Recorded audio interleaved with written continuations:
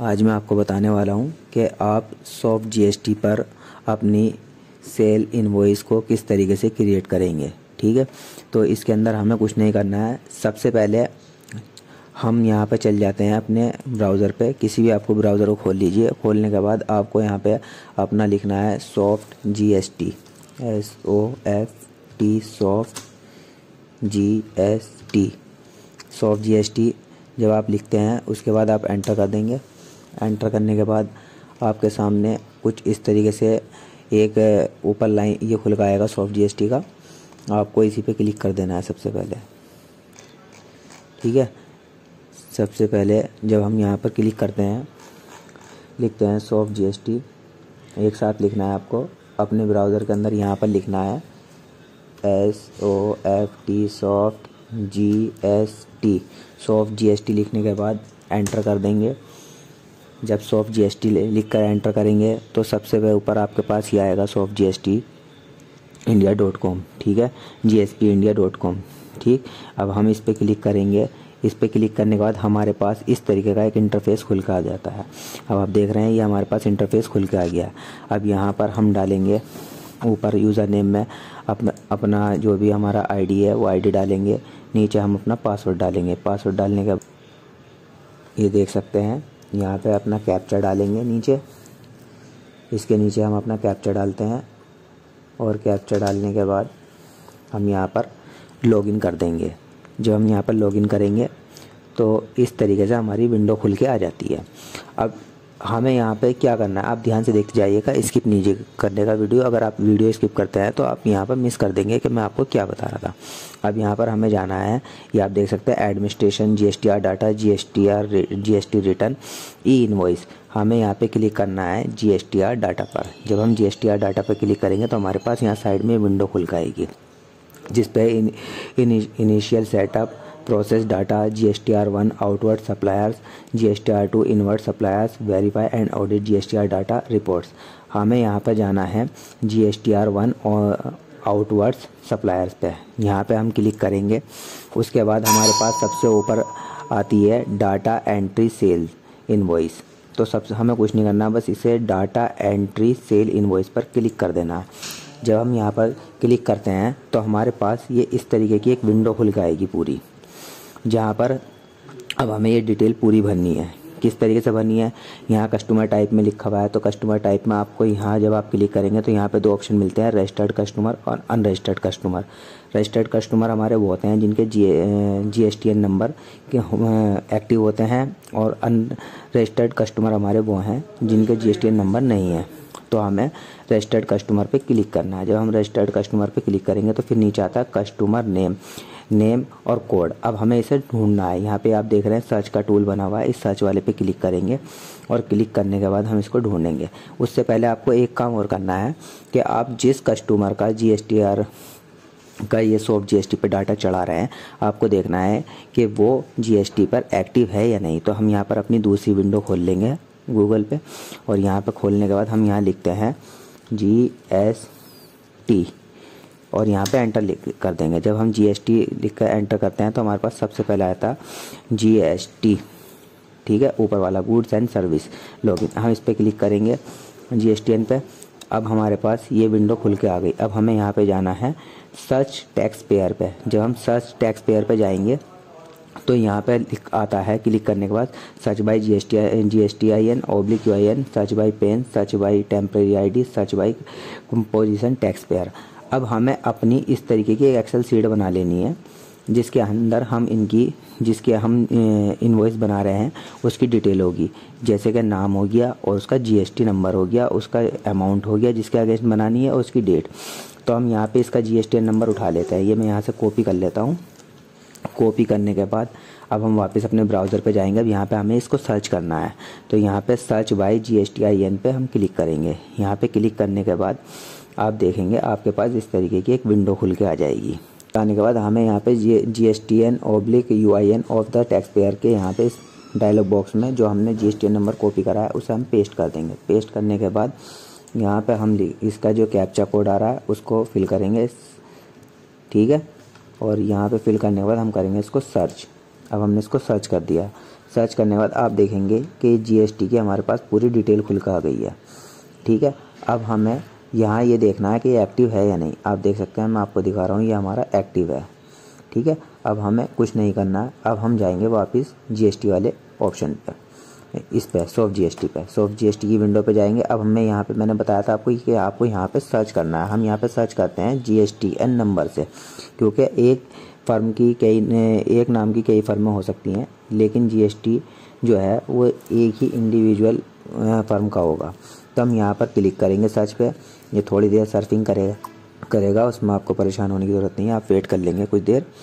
अब मैं देखिए ये खुल गया। अब यहाँ पे ये कोड आ रहा, आप कोड से सर्च कर सकते हैं, जीएसटीआईएन नंबर से सर्च कर सकते हैं, या नेम डाल के सर्च कर सकते हैं। लेकिन मैंने आपको बताया कि हम जीएसटीएन नंबर से सर्च करेंगे, तो मैंने वहाँ पे जीएसटीएन नंबर जो कॉपी किया था वो मैं यहाँ पे पेस्ट कर देता हूँ। पेस्ट करने के बाद सिंपली मैं यहाँ आऊँगा, यहाँ पे ये सर्च का टूल है, इस पर मैं क्लिक करूँगा। ये देखो, इसने सर्च रिजल्ट में ये मुझे दे दिया टेक्नोक्रेट। ये हमारी एक फर्म इसने ढूंढ के हमें दे दी। अब हमें कुछ नहीं करना होता, इस फर्म के ऊपर हम क्लिक करेंगे। हमने इस फर्म पे क्लिक करा। क्लिक करने के बाद आप देखेंगे कि जितनी भी डिटेल इससे रिलेटेड है, इसने उसको सबको फैच कर लिया अपने आप। ये उस सारी डिटेल को उठा लेगा। ठीक है, यहाँ पे आपको क्या करना है, सब दूसरा ऑप्शन आता है ये कॉन्टैक्ट नंबर का। कॉन्टैक्ट नंबर पे आपको जाके, अगर आपका उसका कॉन्टैक्ट नंबर है फर्म का, तो आप कॉन्टैक्ट नंबर डाल देंगे। नहीं तो सिंपली करते हैं हम 1 2 3 4 5 6 7 8 9 0, हम ये नंबर फिल कर देते हैं। अब हम जो हमने डिटेल यहाँ पर एक्सेल में इनकी बनाई थी, यानी कि उसके अंदर आपने देखा था जीएसटी नंबर, अमाउंट, फीस, और जो उसका डेट है कि किस डेट में उसने वो हमें पैसा दिया है, जिसके अगेंस्ट में हम बनानी। तो ये 9/12/2024 जैसे हमने यहाँ पे बनाई है। तो हम यहाँ से क्या करेंगे, इस पे वापस आएंगे विंडो पे, और यहाँ पे जो हमारी इनवॉइस डेट है, यहाँ पे वो डेट डाल देंगे। हमारी वो डेट है 9/12, तो हमने यहाँ पे 9 सेलेक्ट कर लिया। 9 सेलेक्ट करने के बाद यहाँ पर जो आपकी फ़र्म है, उस फर्म का कॉन्टैक्ट नंबर में यहाँ पे आपने डाल दिया। इसके नीचे जो कस्टमर एड्रेस है, आप चाहे तो एड्रेस डाल सकते हैं, नहीं चाहते तो उसको छोड़ सकते हैं। आपको एक बात मैं बता दूं कि जो हमारे पास यहाँ पर ये लाल टिक वाले स्टार बने हुए लाल, ये जो पॉइंट हैं, ये हमें भरने ज़रूरी हैं, क्योंकि ये मैंडेटरी होते हैं, इसको भरना अनिवार्य होता है। अगर आप इसमें से कोई सा भी एक रेड टिक वाला कॉलम छोड़ते हैं तो वो आपका आगे नहीं बढ़ेगा। तो यहाँ पे मैंने अपना इसका ये फर्म जहाँ की है वहाँ का इसका एड्रेस डाल दिया। इसका यहाँ पर मैंने स्टेट डाल दिया। एड्रेस में चाहूँ तो डाल सकता हूँ, नहीं तो नहीं। डिलीवरी एड्रेस में भी ऐसी कर सकते हैं, लेकिन ये रिसिप्ट लोकेशन जो है, अब हमें यहाँ पे इसकी रिसिप्ट लोकेशन का मतलब है जो फर्म का हमारा एड्रेस है हमें वो डालना है। मतलब ये फर्म कहाँ की है, जैसे ये फर्म उत्तर प्रदेश की तो मैंने उत्तर प्रदेश डाल दिया, मेरठ की तो मेरठ डाल दिया। अब प्रोवाइडर लोकेशन जहाँ पर इसने सेल की है, तो अब हमें उसका डालना है। तो यहाँ पे आप देखेंगे उस, जैसे कि हमारा उत्तर प्रदेश है तो उत्तर प्रदेश पे ऑलरेडी हाइड होया हुआ है, इसको हम चेंज नहीं कर सकते, सिर्फ हमें स्टेट सेलेक्ट करना है। तो स्टेट में हमारा जो स्टेट होगा हम उसे सेलेक्ट कर लेंगे। आप यहाँ देख सकते हैं सभी स्टेट्स के नाम आपको यहाँ पे देखने के लिए मिलेंगे। हम नीचे जाते हैं, नीचे जाके हम उसे अपने स्टेट को देखते हैं, तो हमारा स्टेट मेरठ है, हमने मेरठ सेलेक्ट कर लिया। ये कस्टमर का पिन कोड आ जाएगा। कस्टमर का पिन कोड अगर बाई चांस किसी वजह से नहीं आता है, तो आपने जो जीएसटी आपने सर्च करी थी, आप वहाँ जाएंगे और वहाँ से कस्टमर का पिन उसके एड्रेस पे से आप देख के उठा सकते हैं।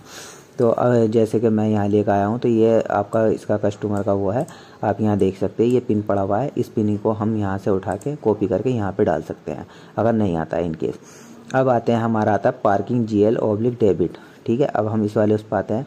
अब हमें यहाँ पे अपना कोड डालना है, GL कोड जो है हमारा, ये अपना आप आ चुका है। GL कोड इसने ले लिया है, पार्किंग ले लिया, इसे छोड़ देंगे। अब आ जाएंगे नीचे, इनकम GL/R, और ये क्रेडिट वाले में हमें अपना कोड डालना है। जैसे कि मैंने टेंडर के जो फॉर्म बेचे हैं उसके अगेंस्ट में पैसा आया हुआ है, तो ऑनलाइन भेजा है, तो उसका हमारा जो कोड होगा हम वो कोड डाल देंगे। कोड आपको इसमें आराम से सर्च करके मिल सकते हैं। अब हमारा है, जैसे हम सेल उसका वो है हमारा, तो हम कोड है हमारा टेंडर सेल का 62,361। तो यहाँ जो हमारा ऊपर ये 2 कोड आ रहे हैं आपको, एक ये ऑफलाइन वाला नीचे वाला, ये ऑनलाइन वाला। तो हमने ऑनलाइन करे तो हम ऑनलाइन वाले पे क्लिक कर देंगे। ये मैंने ऑनलाइन वाले पे क्लिक कर दिया, ये आ गया sale of tender forms online. ठीक है, अब हमें यहाँ से इससे आगे क्या करना है, इससे आगे नीचे दूसरा ऑप्शन आता है अब हमारा टाइप में कुछ नहीं करना, हाइड है, आता है आइटम डिस्क्रिप्शन में। आइटम डिस्क्रिप्शन पे आके हम यहाँ पे ये जो सर्च का टूल बना हुआ है आप देख सकते हैं, इस पर आप क्लिक करेंगे। क्लिक करने के बाद आपके पास ये 4 ऑप्शन आते हैं, 3 इसमें फिजिकल के हैं, 1 ऑनलाइन का। हमने ऑनलाइन फॉर्म की एंट्री भरी है तो हम यहाँ पे ऑनलाइन पे क्लिक कर देंगे। आप देख सकते हैं इस पर मैंने ऑनलाइन पे क्लिक कर दिया, ये हमारी ऑनलाइन की आ गई। अब हमें आगे आके जो हमारा अमाउंट है, आप ये हमने अपना अमाउंट लिखा था ना 500 रुपये, ये हमें 500 रुपये जो हमने फॉर्म बेचा है इसके ऊपर जीएसटी अपना आप ऑटोमेटिक कैलकुलेट हो जाती है। जब हम यहाँ पे इसका 500 रुपये हम यहाँ पे डाल देंगे आइटम अमाउंट में, ये मैंने यहाँ 500 रुपये डाल दिया। उसके बाद हम ये अदर क्लिक करेंगे तो आप देखेंगे 45 ये अपना आप 9% के हिसाब से आ गई है। ठीक है, अब हमें यहाँ पे हम इसको विंडो को नीचे इस तरीके से करते हैं। अब यहाँ पे हमें क्या करना है, यहाँ ऐड, अपडेट, डिलीट और कैंसिल, जो हमारा ये कैलकुलेट हुआ है 18% जीएसटी इस 500 रुपये के ऊपर, अब हमें उसको ऐड करना। उसको ऐड करने के लिए हम यहाँ पे ऐड पे क्लिक करते हैं। ये मैंने ऐड पे क्लिक करा, आप देख सकते हैं यहाँ पे ये एंट्री आ गई हमारी उठ के, और यहाँ पर ये 500 रुपये आ गया हमारे टैक्सेबल अमाउंट। ये टैक्स पे हमारे 90 रुपये कैलकुलेट हो गए। 45 यहाँ जो दिखा रहा था, 45 यहाँ दिखा रहा था। अब यहाँ पर जब हम ऐड करते हैं तो यहाँ से अमाउंट गायब हो जाता है। अब आप देखेंगे यहाँ से अमाउंट गायब हो चुका है, लेकिन यहाँ पे 90 रुपये प्लस होके एक साथ आ चुके हैं, और ये इनवॉइस का टोटल अमाउंट आ जाता है 590 रुपये। अब इस 590 रुपये का आप अगर चाहें इसके अंदर कोई आपको करेक्शन करना तो आप अपडेट पे जाकर करेक्शन कर सकते हैं, या आपको ये एंट्री डिलीट करनी है तो आप इसको यहाँ से सेलेक्ट करने के बाद डिलीट भी कर सकते हैं, या इसी तरीके से आप अपडेट कर सकते हैं। ठीक है, तो हमें इसमें कुछ नहीं करना। अब हम यहाँ पे हमारा 590 रुपये जो टोटल अमाउंट आया इनवॉइस का, अब हम इस अमाउंट को यहाँ ऊपर लेकर आएंगे। यहाँ आप देख सकते हैं क्रेडिट अमाउंट 590 रुपये, तो हमारा डेबिट अमाउंट भी इसी अमाउंट का सेम होना चाहिए। अब ये सेम कैसे होगा, अब आप देख सकते हैं पार्किंग जीएल के सामने अमाउंट वाला जो ऑप्शन आ रहा है, इस जगह यहाँ पे हमें 590 ऐड कर देना है। ऐड करने के बाद हम यहाँ पे कहीं भी क्लिक करेंगे 590 रुपये यहाँ आ जाएगा। अब आपको कुछ नहीं करना, बस अब आपको जाना है यहाँ ऊपर टूल पे, यहाँ देख रहे हैं न्यू एंट्री, ये न्यू एंट्री के लिए है। ये अगर हमने ये एंट्री कंप्लीट हो चुकी है तो हम इसको सेव कर सकते हैं, या कैंसिल कर सकते हैं, या डिलीट भी कर सकते हैं। हमारी कोई एंट्री बनी हुई है तो हमें यहाँ पर कुछ नहीं करना, हमें ये अपनी एंट्री सेव करनी है। अब हमने इसके प्रोसेस जो था वो पूरा कंप्लीट कर चुके हैं, तो मैं यहाँ पे जाऊँगा सेव पे, और सेव पे जाकर क्लिक कर देता हूँ। ये मैंने सेव पे क्लिक कर दिया, ये देखिए ये मैसेज आ गया, record saved successfully with invoice number. ठीक है, ये हमारा इनवॉइस नंबर आ गया। अब हम इसको यहाँ से सेलेक्ट करके इसे कॉपी करके रख सकते हैं, कहीं भी अपना इस नंबर को उठा के रख सकते हैं। मैं इसको कॉपी कर लेता हूँ, है ना, आप इसको कहीं भी रख सकते हैं। उसके बाद आप इसको ओके कर देंगे तो आपका नया पेज खुल जाएगा न्यू एंट्री के लिए। तो दोस्तों कैसा लगा आपको ये, कमेंट करके ज़रूर बताइएगा। धन्यवाद।